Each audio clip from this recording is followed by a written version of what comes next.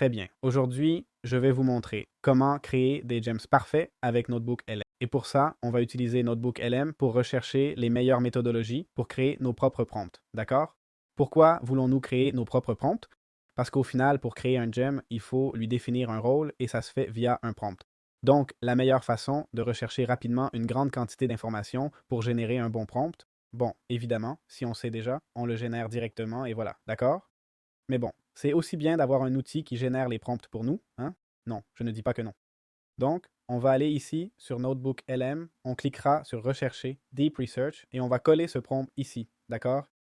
Il dit, objectif, mener des recherches dans la doc officielle de Google pour les instructions système et les gems. Point de recherche, personne, tâche, contexte, format, identifier spécifiquement la chaîne de pensée. Bon, on va lui envoyer ça, d'accord? J'ai vu d'autres personnes et j'ai piqué cette idée à un autre utilisateur qui, en gros, envoyait directement à Claude, ChatGPT et Gemini, d'accord? Leur demander les trois à la fois. Qu'est-ce qui se passe? C'est que si on lui demande les trois à la fois, il ne va pas approfondir autant une par une, mais il va juste se limiter à nous donner un peu de chaque. Et en plus, on peut garder ce prompt et voilà, d'accord? Si nous ne voulons pas ajouter d'informations supplémentaires, car au final, nous considérons que les informations déjà présentes sur la génération de prompts dans Gemini sont largement suffisantes et que les deux autres modèles comme ChatGPT ou Claude n'apporteront rien de plus, nous pouvons continuer. Moi, dans mon cas, je vais préférer mettre les informations de ChatGPT, d'accord, et de Claude, que je vous montrerai après dans les prompts. Très bien, et là nous avons ni plus ni moins que 43 sources. Nous allons les importer et sans hésiter passer au prompt suivant, d'accord?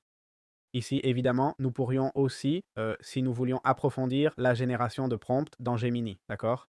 Eh bien, si nous voulons seulement Gemini et que Claude ou ChatGPT nous sont égaux, d'accord?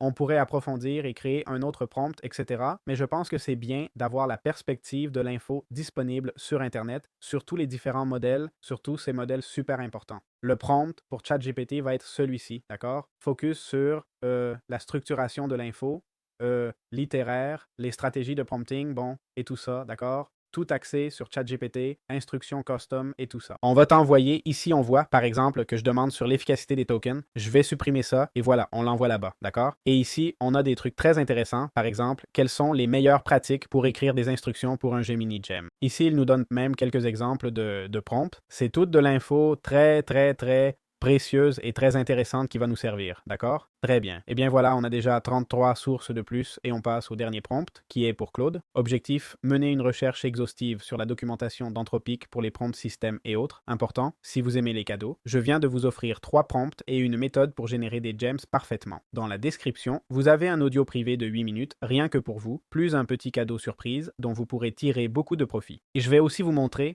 comment optimiser et utiliser l'intelligence artificielle de façon beaucoup plus efficace. Et voilà, on lui envoie ce dernier prompt dans Deep Research, comme vous voyez. Évidemment, plus de sources n'est pas forcément mieux, d'accord? Ce serait intéressant de lire les sources, de filtrer un peu et tout ça, mais bon, c'est justement pour ça qu'on demande des sources officielles, pour ne pas avoir à filtrer nous-mêmes directement, parce qu'au final, avec les sources officielles, on peut comprendre que l'information sera déjà assez filtrée en soi. Mais je suis sûr qu'on peut améliorer, évidemment. Sûrement que si on a quelque part un livre sur comment générer des prompts ou une bibliothèque de 400 prompts qu'on peut donner en exemple, de 400 prompts bien générés, on peut aussi l'utiliser, d'accord? Ainsi que du contenu plus premium. Tout ça, on pourrait améliorer notre créateur de prompts ou notre créateur de gems, d'accord? Très bien. Et là, on a 41 autres sources. Je veux expliquer brièvement que je peux avoir jusqu'à 300 sources. D'accord? Regardez, elle est là. Elle est là. On a plein de posts Reddit et de commentaires Reddit.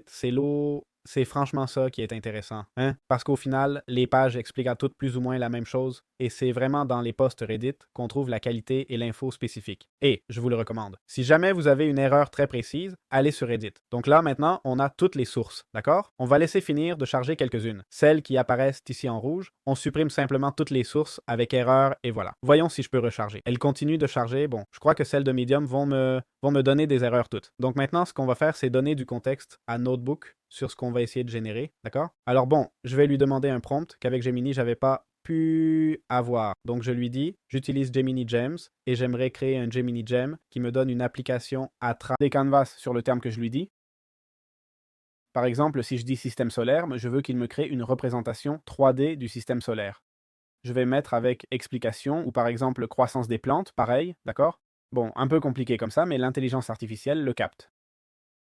Je lui dis, donne-moi le titre, la description et le prompt. Je vais lui envoyer. On a 111 sources. Je ne sais pas combien de temps ça va prendre. Ça va sûrement prendre pas mal de temps pour me répondre, parce que déjà quand je lui écris avec environ 1500 pages de sources à base de livres, ça me prend déjà une vingtaine de secondes. 30. Je veux pas imaginer maintenant. Oh, on dirait que ça n'a pas pris longtemps, d'accord? On va maintenant prendre le gem. On va faire nouveau gem, on va l'appeler Interactive 3D Concept Builder. Parfait. Bon, pour l'instant, t'as capté. Transcription. Bon, description, pardon. La description transforme n'importe quel concept en outil totalement fonctionnel. Application web interactive en 3D. D'accord. Et maintenant, on a tout le prompt ici. Ouf, le prompt c'est costaud.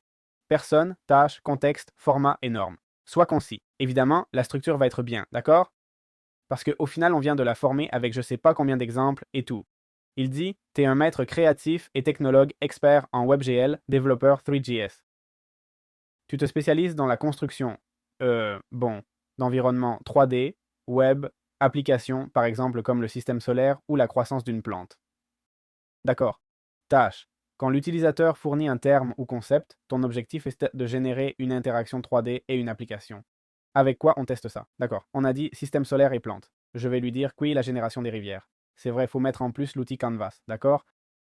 On va cliquer sur Sauvegarder et on va mettre là River Generation. Théoriquement, en lui envoyant ça, il devrait le générer. Il va peut-être nous poser quelques questions. Évidemment, maintenant, quel que soit le prompt, ce serait bien plus intéressant de dire génération des rivières et de spécifier chacun des processus, non? Eh bien, par exemple, il neige dans les montagnes, ça dégèle lentement et les rivières se forment. Les rivières se rejoignent jusqu'à se jeter dans la mer, puis l'eau de mer s'évapore et reblotte. D'accord? Tout un cycle. Ce serait cool de lui donner l'explication, mais bon, voyons comment il me fait ça. Là, il est en train de tout générer. Bon, le prompt que j'ai envoyé, je vous l'ai donné, mais c'est celui-ci, d'accord? Attends, c'est celui-ci, au cas où vous voudriez essayer pour voir que je ne mens pas, d'accord? Le voilà. Je vois qu'il me crée une application assez costaud, presque 500 lignes de code. Évidemment, je veux que vous compreniez que ce que je lui ai demandé est super complexe, hein?